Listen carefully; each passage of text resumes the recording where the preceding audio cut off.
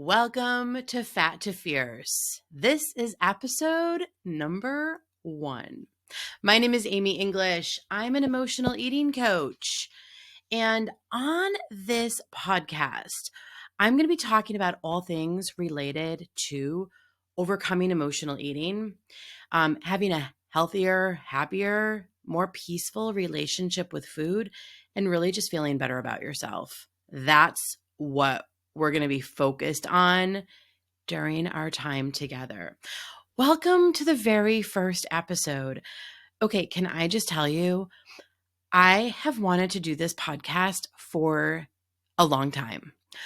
I've had this microphone in my desk for years. So I'm really excited to be here and starting this now. And I was excited about doing this. I am excited about doing this because there's so much I have to say and talk about in this area of emotional eating. Emotional eating, food confidence, body confidence, all that good stuff. But I've been so nervous about putting myself out there in this way with my actual voice. And for those watching this on video, on camera, right? That can be scary. I've had a blog for several years, and I've written about this topic for that amount of time. But talking and being on camera feels much different than writing. It's more personal. It's more vulnerable. So here I am. We're going to do this. And I think the other thing is that the topic of emotional eating is very near and dear to my heart. It's close to me. I struggled with emotional eating and subsequently my weight for decades. Since I was a little kid, actually. And for most of that time, it felt like I was running on a hamster wheel. I would try doing all kinds of different things to stop myself from overeating, and to change my habits, my behaviors around food, but nothing really ever worked. And I never got anywhere. It was always as if food was in charge. That's how I felt most of the time. Like food had control and I couldn't control myself. I couldn't stop myself from eating the food, especially after a stressful day at work, in my adult years and my working years, or when anytime my favorite foods were in the house. And I'm going to share lots of stories of times when things like that happened, when I would ask my husband to hide food, or lock cookies in the basement. I mean, I have stories for days. And I would tell myself no. Like I would resist the food often. I would restrict myself from it. I would resist it and tell myself no. But we all know what happens if you've struggled in this area. We all know what happens, right? The floodgates eventually open and I would eat it all anyway. And by that point, because I had restricted myself for so long and said no, I'd end up eating more than I initially intended. And I was just stuck in this cycle for a very, very long time. So one of the reasons I think it's been harder, more challenging for me to bring this to voice and camera is because of my own personal history with this. Even though I've overcome it, and I'm going to share about that too, it's definitely more personal, right? And so I think that's what has made coming to this next stage just a little bit more challenging. But here I am. We're here. We're doing it. And I'm excited about it. All right. So back to emotional eating. I often describe my history with food, my history of emotional eating, like being a tornado. Like I'm the tornado, okay? A tornado or a cyclone, right?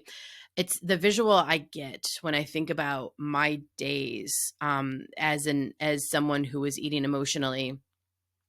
It's like spinning around in the kitchen like a tornado, right? And going from the fridge to the pantry to the freezer and just eating anything and everything in my path. And it was all because I was feeling bored or stressed or mad or sad about something that had happened in my life. Or I just didn't want to do the mundane work task, or I was trying to avoid some other thing that I needed to do, right? And so what better way to pass the time than to, eat all the crackers? I can remember very specific moments when my children were little. They're teenagers now, but I remember when they were little and we'd put them to bed, and I can just remember standing in front of the pantry, shoveling handfuls of their Teddy Grahams into my face because the day was done. And that was a way to relax. That was just something that I did almost on autopilot. But here's the thing. It's been over 6 years since my last emotional binge. And I am going to talk more about this in later episodes. So I do hope you'll stay tuned for that. And in that time, in those 6 years, I have helped dozens of women break the cycle of emotional eating and binge eating for themselves, and help them take a peaceful bite of food and stop fighting with themselves. And now here I am facing my really big fear and bringing it all to life in this podcast. This is an important topic. Millions of women struggle with emotional eating and binge eating and even overeating, right? I can offer a pathway to freedom. That is why I want to bring this podcast to the world, because it is absolutely possible to free yourself and break the cycle of emotional eating and binge eating and even just overeating. Okay. It is possible to have a peaceful, healthy, quote unquote, normal, whatever normal is for you, relationship with food where it doesn't feel like food is in charge, a relationship where you actually feel like you are in the driver's seat. And for those of us, myself included, who struggled for a very long time thinking that food was in charge, what I can tell you is that it is the most amazing experience to know that you are in control, and not in control in a weird way. Okay. Not where you become super restrictive control. I just mean, when I say control, I mean the choice is yours. You decide what you're going to eat, when you're going to eat, how much you're going to eat, right? Nothing's off limits. You just realize that having ice cream in the freezer, it doesn't burn a hole in your brain all day until the half gallon is empty, right? Having freedom with food and being in control and having a peaceful relationship with food just means you can have ice cream in the freezer and decide when you want to have it. And it can be there for as long as it's there. True story. So back in the day when I struggled with food, and ice cream was in the freezer, I wasn't satisfied until it was gone. So I would just keep thinking about it and thinking about it and thinking about it until I ate it all up. Now what happens? We have ice cream in the freezer. It typically gets fuzzy before anybody finishes the ice cream. I've had more ice cream get freezer burned in the last several years than ever before, because typically I forget about it. I just don't think about it anymore. I have it when I want some, and then it's just, okay, I don't want it anymore. That right there, as someone who struggled for a really long time, over 30 years, just the fact that I can say that and feel that and be good with it, That's the transformation. That's an amazing feeling. Okay. So what I love most about the work that I do in the world with overcoming emotional eating is it helps women take back their power from food and and feel more comfortable in their skin, because reconnecting with your body, building a new relationship with your body is a really important piece of this puzzle, okay? Because overcoming the habit of emotional eating, we rely on the body, because we start listening to our body to understand those hunger cues, knowing the difference between physical hunger and emotional hunger. And when you're able to reconnect with your body and start paying attention to how your body feels and paying attention to your physical hunger cues and knowing the difference between the physical hunger and the emotional hunger, this is all key to breaking the cycle of emotional eating and binge eating for good. Because once you reconnect with your body and you start building that relationship in a positive way, your body's with you on this journey forever, for the rest of your time here on this planet, right? So that once you learn that, you don't unlearn that, and you're able to really work with your body moving forward in such a wonderful, powerful way. The one word that my clients use to describe how they feel after working together is empowered. And that's because they're able to decide their next move with clarity and confidence, because food is no longer a burden. So whatever they decide to do moving forward, food's no longer an issue. Food is there. Food is food. They have control. They reclaim their power. The cookies stop calling their name. They stop feeling the urge to, coast into the drive-through after a stressful day at work when they're not hungry, right? They're actually able to check in with themselves and question what they want to do, what they want to eat. And they take that power back. And that's what's so powerful. It's like all that time and energy spent fighting with food. And again, if you struggled with food, you may know what I'm talking about here. This might land. Because there's a whole bunch of time and energy that gets spent fighting with food and like swimming in self-doubt. And there's like a lack of confidence, right?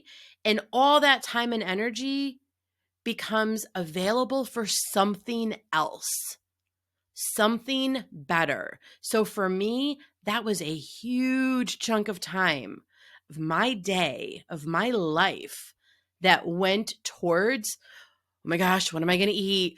How am I going to be good today? How am I not going to eat this? What do I need to have my husband hide? All that energy can move towards something better. And that's a great feeling. You're free to choose what you want to do and how you want to do it.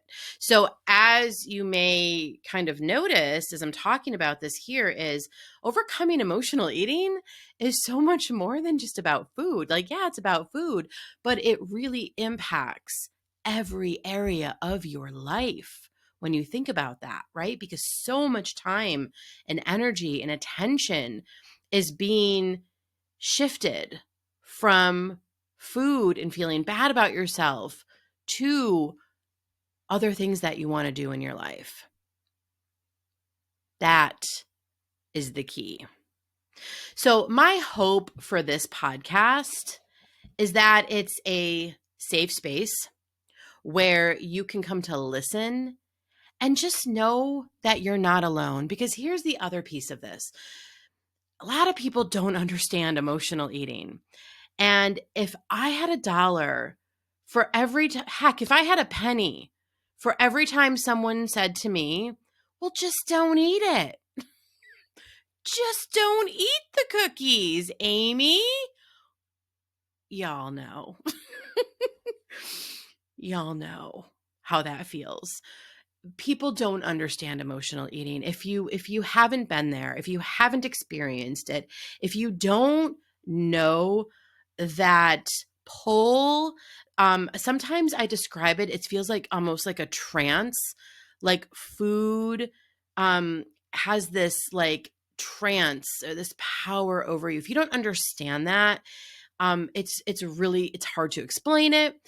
And because other people don't understand it, there can be a lot of shame associated with it.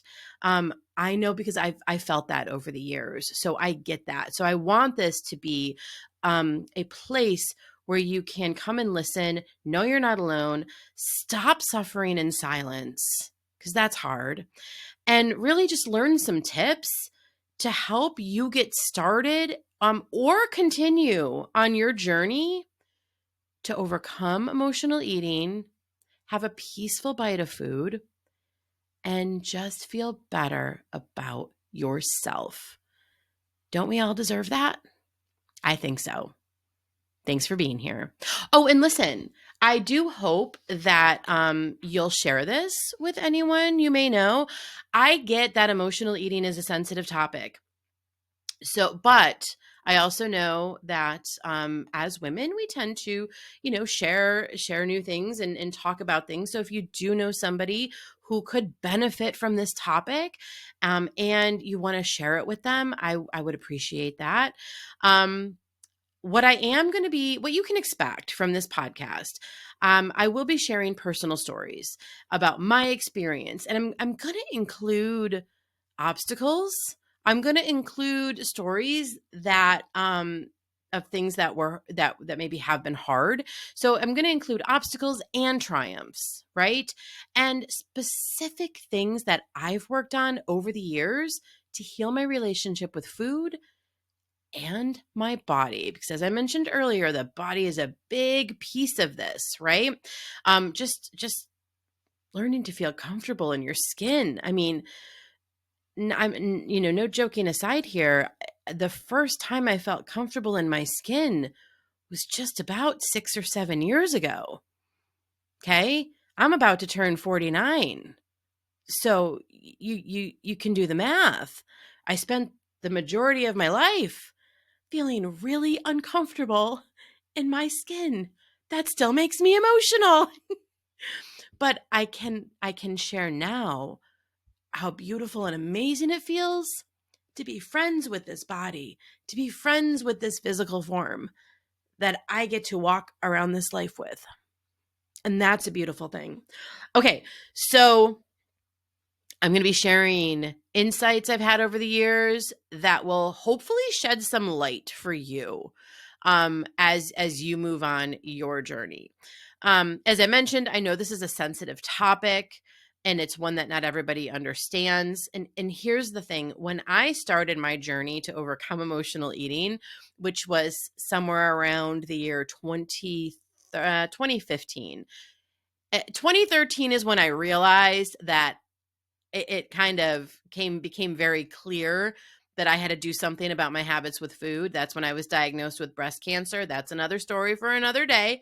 But it was around 2015 when after I had gone through cancer treatment, when I realized, okay, I got to do something about my habits with food. And at the time, I could not find anyone who specialized in this topic. There were nutritionists and dietitians and therapists and all kinds of people, but I was specifically looking for someone who could help me with emotional eating, and I could not find anyone. I started working with a life coach, and we did a little bit of work on this. She didn't specialize on it. On emotional eating specifically, but we did do a little bit of work on it. And that's when I started to realize that there need to be people helping people with emotional eating. So I decided to become a life coach. Well, because I just loved life coaching so much, and it literally has changed my life in so many ways for the better.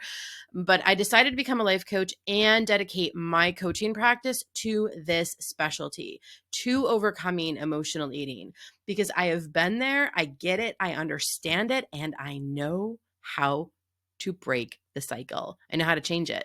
I've helped enough people do it, including myself. And the reason I share all this is so you know that there's there's someone who gets it. There's somebody who understands where you're at if this is something that you struggle with it. So without further ado, I'm going to wrap up this very first episode. Thank you for being here. Again, I would love it if you could share it with others who might find this topic helpful. And of course, if you'd like to learn more about what I do as a coach, go ahead and visit the website, amyenglishcc.com. All right. Until next time, have a great day.